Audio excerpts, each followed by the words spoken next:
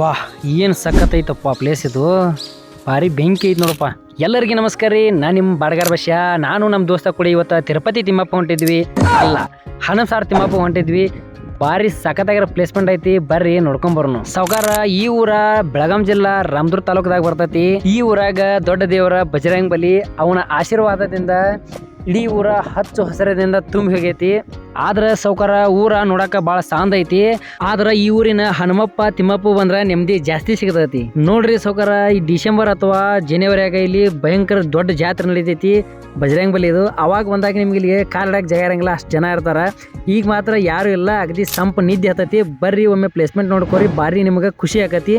ಮತ್ತು ಯಾಕಪ್ಪ ಇವ್ ಹೊಳೆ ಮಳೆ ಸಾವ್ಕಾರ ಮಂದಿ ಅನ್ನಕತ್ತಾನ ಅನ್ಕೊಂಡ್ರನ, ಈ ಊರಾಗಿರೋರೆಲ್ಲರೂ ಸಾವ್ಕಾರ ಮಂದಿ ಅದಾರು.